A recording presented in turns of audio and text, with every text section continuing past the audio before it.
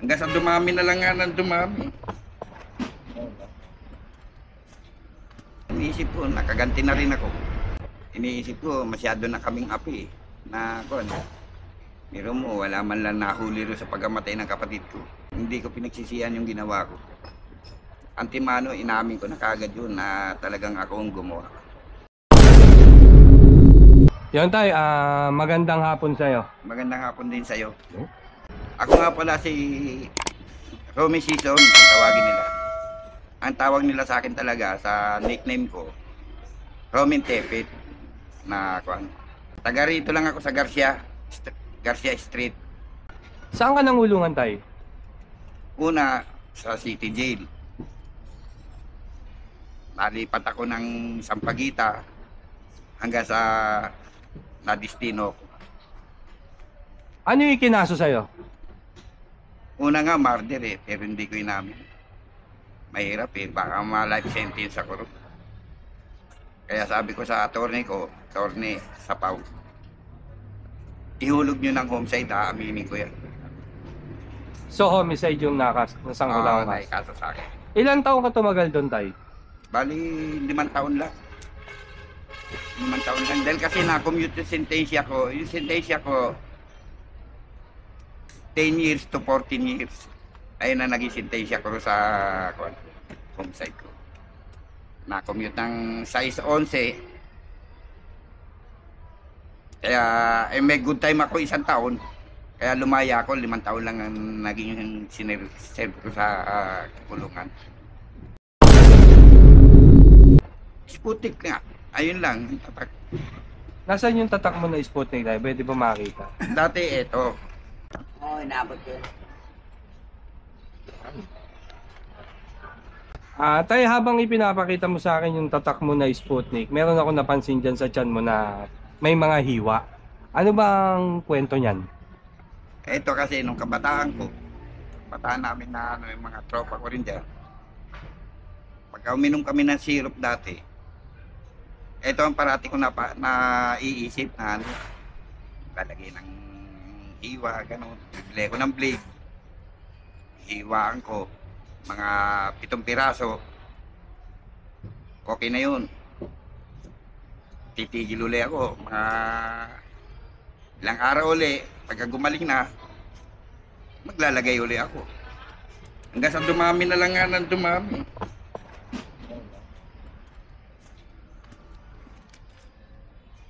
Ano yung tay? Trip? Trip mo? Trip lang.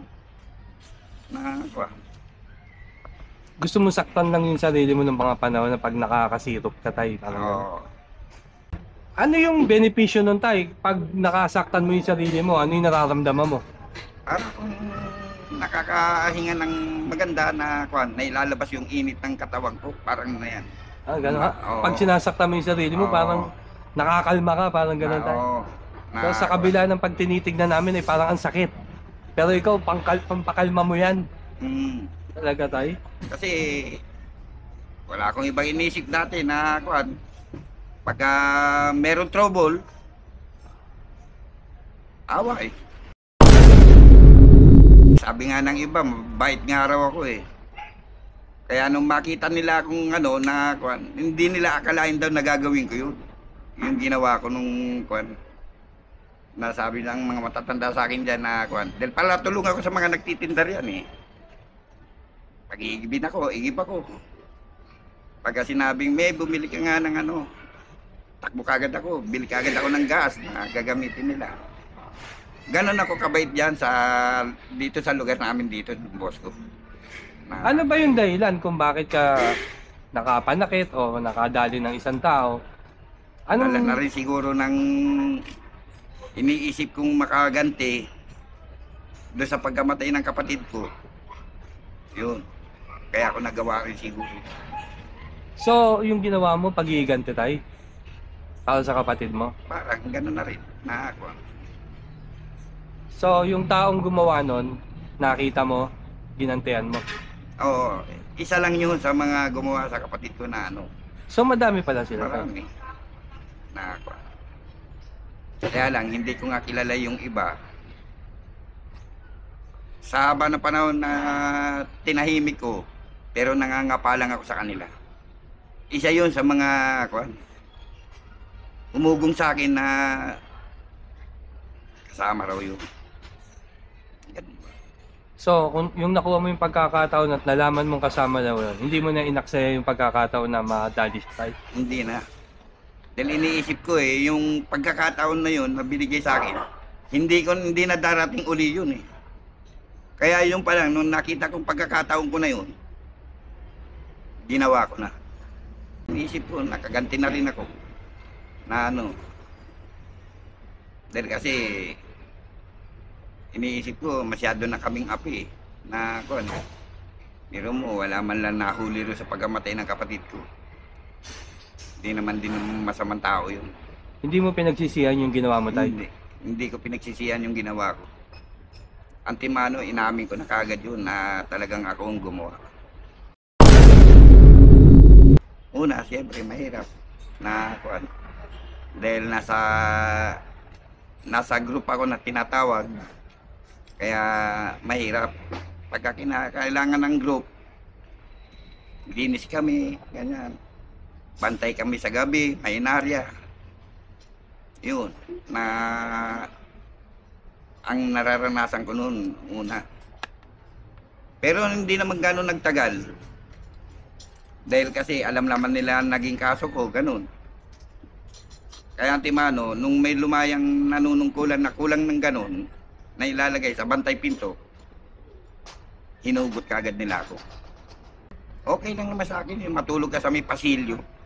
Basta meron ka sapin na inakala mong hindi ka malalamigan yung likod mo, okay na sa akin kahit na nakatiwanguan ka sa lamig.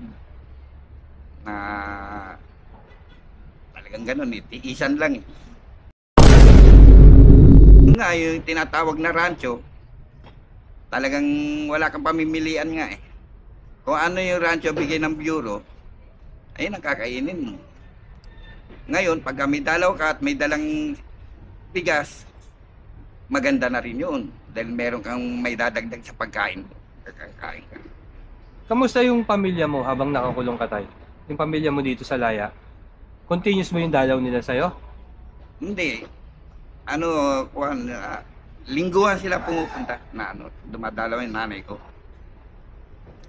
Sabi Asawa ko, mo tayo, anak mo? Wala akong asawa nung binata ako. Kaya hindi ako nag-asawa noon. Dahil kasi isip ko nga, kawawa lang yung magiging asawa ko pagka nag-asawa ako. Dahil alam ko mangungulungan ako eh. Ilang taong ka ba noon mga panahon na yun tayo? Siguro mga tansya ko noon, mga 38 lang ako nung nakulong ako noon. Dahil 1985 yata. 1985 nung makulong ako. Well, 1987 ganyan. So bata-bata ka pa noon tayo na? Bata pa. Nakatikim ako noon, hindi pa namin ginawa. Ibang gumawa noon na kuwan. Anong dahilan daw? Nung natoka kami sa Mahinarya, siyempre pagka-duty ka Mahinarya, isa ka sa walang oras-oras yun na para kuwan, matapat sa talaga naka-duty Mahinarya. Nagbabantay ba sa gabi na kuwan? Kasi hindi mawala rin yung kahit na nasa pangkat eh. Yung mga makukulit na gumagawa ng paraan niya para kasi gutom. Talagang gagawa ng hindi maganda na Sa inyo pa nabintang? Sa amin pa nabintang. Kami ang duty nun. So ilan yung Tatlo lang naman din tatlong palo lang na kwan. Pero ang sakit. Tatikman ko kakara ka talaga doon tayo, kakara ka. Oo. Dahil hindi naman biro ang ang hataw sa iyo na kwan talagang. Ano ba yung tsura ng panakal na nakita mo doon tayo? Yung ginagamit sa amin yung yantok na bilog na ganyan kataba. Parati nakababad sa tubig yun. Paano hataw nun tay? Dalawang kamay talaga. Galing sa taas? Buhat kamay. Ah, oo. Buhat kamay na ganyan. Pagka hinataw sa'yo, talagang sama ang bigat ng katawan. Ganon ang palo talaga nun. Talagang iindahin mo yun. Talagang daman-dama mo talaga yung sakit ng palo na yun. Siya yung tungkol sa utang. Pagdating ng linggo kasi, lahat ng mga inutang mo sa tindahan doon sa loob ng brigada, kinakailangan pagdating ng linggo, mabayaran mo. Dahil ayun ang tinatawag naming araw ng paghuhukom. Pagka hindi ka nakabayad, tataka lang ka sigurado. Dadapa ka rin sa gitna ng plaza. Doon maglalagay na ang dadapaan mo. Na ano? Nakaramdam ka rin ba ng awa sa mga tinatakalan doon? Oo, yung iba naman iniisip ko, kaya gano'n nagkakaroon ng utang dahil nga gutom, kulang ang pagkain talaga. Kaya nangungutang sila ng pagkain, babayaran nila pagka dumating yung dalaw. Eh kung hindi makarating ang dalaw nila, di Takal yun, malaman. takalo yun. Takal yun. Pero yung utang nila, Andulong pa rin. hanggat Utang pa rin nila. utang pa rin yun. Oo. Kahit napalo na sila. Oo, Ganon.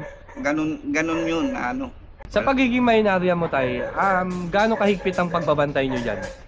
Siyempre, kinakailangan parati kayong nagrurubing. Pinapasok nyo lahat ng mga compartment na kung ano na nangyari sa loob. Baka meron ng may galit na kakosa niya, nakakosa namin, siyempre. Gapangin niya ng gabi, wala kami maisasagot pagka Kaya pinapasok namin yung pati compartment. So ibig sabihin tay, pag may nangyari sa gabing yon at mahinarya ka, na hindi maganda, sa'yo ang nun, Sa amin sisid. ang sisid. Talaga. Na, May karampatang parusa yun. Oo, meron karapatang yung nga na nawalan nga lang ng paninde na pagkain na. Ayun ang inabot ko. Tinakalan kami. Na dahil wala kami maisagot eh. Ganun pala kahirap ang... Ganun kahirap ang buhay sa Bilibid na komando bahala. So, yun lang yung nakita mong kaguluhan. Oo. Ano yun, umugong?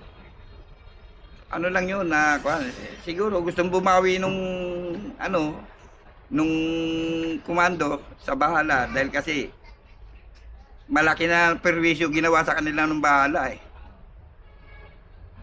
Ilan na napatay nung tirador din ng bahala sa komando. Kaya nung makita nila yung taong yun, yung tirador ng bahala na yun, inattempt nila na na makuha rito. Pero hindi. Isang araw lang na hospital eh, kinabukasan ng umaga, release na kagad sa hospital, balik na naman sa brigada. Ganun? Oo, ganun lang kababaw yung nangyaring nila. Okay. Tay, ayon sa nasaksihan mo doon, halimbawa nagkasakit ang isang inmate, paano yung nagiging sistema ng isang inmate? Halimbawa wala siyang dalaw, nagkasakit siya. Papadala ng papadala sa infirmary para magamot. Pero karamihan naman ng mga pinadadala ng infirmary, lalong lumalala ang sakit na kasi nga hindi rin ganong inaasikaso tao ro na ma-hospital. Ayun ang ospital ng Bilibid, infirmary. Naluluha lang na pagka yung mag-isa na lang ako na chitsempo ko na tulog na lahat ng tao.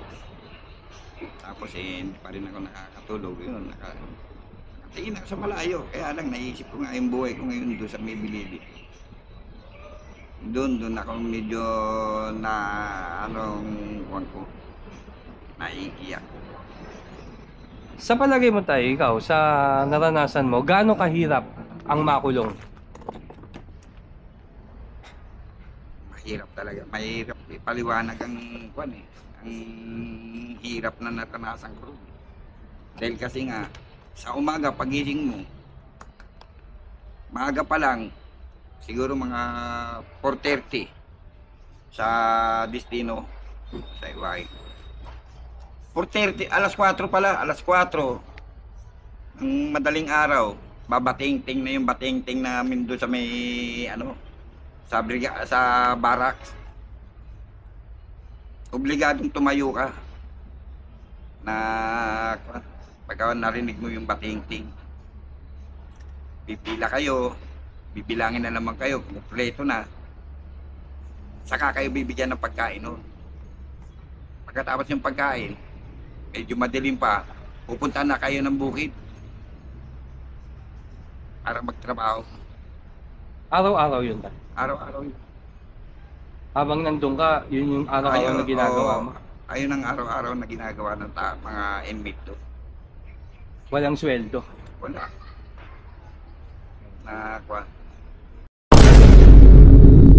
Ang masasabi ko lang sa kanila, huwag nilang masyadong iaano yung sarili nila sa kapusukan. Minsan mag-isip din sila, dapat ba o hindi yung gagawin nila. Kasi mahirap ang buhay, mangungulungan ka. Doon mo mararanasan talaga na iiyak ka talaga pagkakaroon. At ayun pagkakakilala sa inyo ng mga tao dito sa lipunan, may mga wala na kayong silbi. Oo. Anong gusto mong ipaliwanag sa kanila tayo? Wala talagang hindi kami nabigyan ng pagkakataon ng pagtrabaho ng ng parehas eh. Lalapit ka pa lang, sasabihin ng gwardiya sa'yo. Walang bakante. Lalo pag nalamang ex-convict ka? Oo, lalo na malaman na ex-convict ka. Makikita naman yun sa mga mo eh. Isa ka pa lang ex-convict pagka sinabing ganun. Walang bakante na eh. Sabihin sa amin. Hindi mo naman mapipilit yung na pinapasukan ng ganun na para tanggapin ka. Ito, sa pang-araw-araw ko, andun ngayon ako sa amin, sa bahay. Dati, hindi ako nakatira sa amin. Pero ngayon, nandun na ako sa amin. Ito, ganun. Kung anong gagawin ko muna sa umaga ron, gagawin ko. Bago ako maglalayasan naman, punta na naman ako dito sa may plaza. Ganyan lang. Nagdidilensya. Walang trabaho. Pero hindi ka na gumagawa ng mga bagay na ikapapahamak mo? Hindi na ako gumagawa ng ng bagay na para kumita ka lang gagawa ka ng isang bagay na pagsisisiya mo na naman. Ayaw na bumalik sa loob tayo. Ayoko na rin na bumalik doon. Kasi mahirap ang buhay doon. Dito sa labas, na paghihirap mo rito, mo pa matitiis mo pa pero yung buhay doon sa mas lalong mahirap. Ayaw na. Ang masasabi ko lang sa mga, kung meron pa natitirang mga kasamahan ko dyan dati na naiwan, ang masasabi ko lang, magpakabait lang sila para na sa ganun isa rin sila mabigyan ng pagkakataon na lumaya. Pakabait lang sila, nakagaya ko, ayun ang ginawa ko, kaya naparulan ako. Tayo meron lang ako liliwanagin wala ka ng pending case. Wala na. Malinis ka na. Malinis ka. Kaya maraming salamat tayo sa pagpapaunlak mo sa akin. Kaya isang karangalan po na makilala ko po kayo. Salamat. Salamat din.